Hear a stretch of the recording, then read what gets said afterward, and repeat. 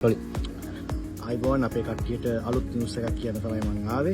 හැම සෙනසුරාදාදී තමයි රෑ 8:30ට ස්වාධීන රූපවාහිනිය ITN එකේ යනවා. RAT රැට් අපේ ඩ්‍රාමා එක. ඔයගොල්ලෝ දැනටමත් ඒක බලලා ඔයගොල්ලෝ ගන්න ප්‍රතිචාර අපි තාමත් අගය කරනවා. එකක් මම අධ්‍යක්ෂකවරයා වශයෙන් ඒකම මගේ ළඟින් ඉන්න අපේ නිෂ්පාදකතුමා සුනිත් කටලේවා. එයාගේ තමයි මේ කතාව මේ නිෂ්පාදනයත් එයාගේ.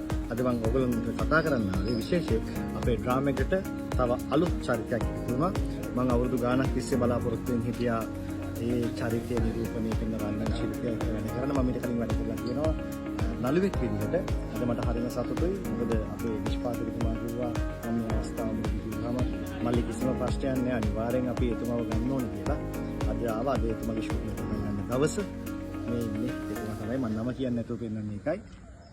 ක්ලීටස් මෙන්ඩිස් මහත්මයා අපේ ආදරණීය ක්ලීටස් අයියා මේ ඩ්‍රාමා එකේ කරනවා ඊටාම දහම් දීන චරිතයක්. ඒ චරිතය ඉස්සරහට මම නම කියන්නේ ඒක ඔයගලන්ට හම්බ වෙයි. මේ මං හිතන්නේ ක්ලීටස් අයියා මම වැඩ කරලා තියෙන අවුරුදු ගාණක්. මම ප්‍රොඩියුසර්ට කිව්වහම අපේ සුනිත් අයියට කිව්වහම මට ක්ලීටස් අයියා ඕනේ මේ චරිතෙට කියලා. එයා මේ චරිතය ලියනකොටම එයාගේ කතාවේ ඔළුවේ තිබ්බ මෙහෙම චරිතයක් එනවයි කියලා. එයා මගදී කිව්වා මල්ලි මෙන්න අවස්ථාව ලැබිලා තියෙනවා. අපි ගමු ක්ලීටස් අයියා කියලා.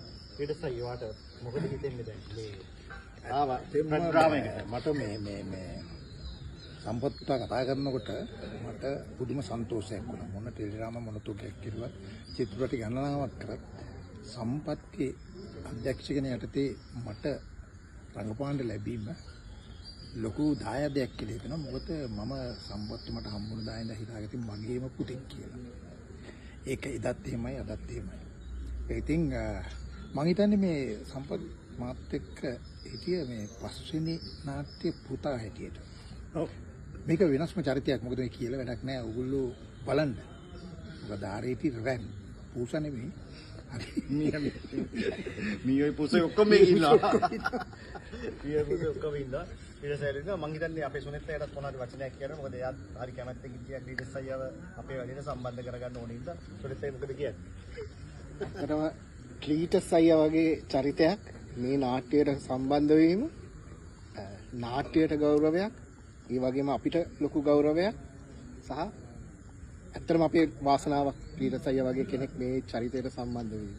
Thank you. අපි අද දවසේ මුදේ ඉඳන් ෂූට් කරලා ඉන්නේ දැන් හවස් වෙලා ලයිට් එක බලලා අපි දැන් ඩේ සීන්ස් ටික ෂූට් කරලා ඉවරයි.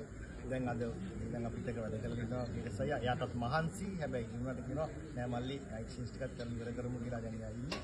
ඒ හින්දා අපි ඉස්සරහට බලමු ක්ලීටස් මෙන්ඩිස් මහත්මයා අපේ ආදරණීය ක්ලීටස් අයියා රැට් ඩ්‍රාමා එක ඇතුලේ මොකක්ද කරන්න හදන්නේ කියලා. Thank you.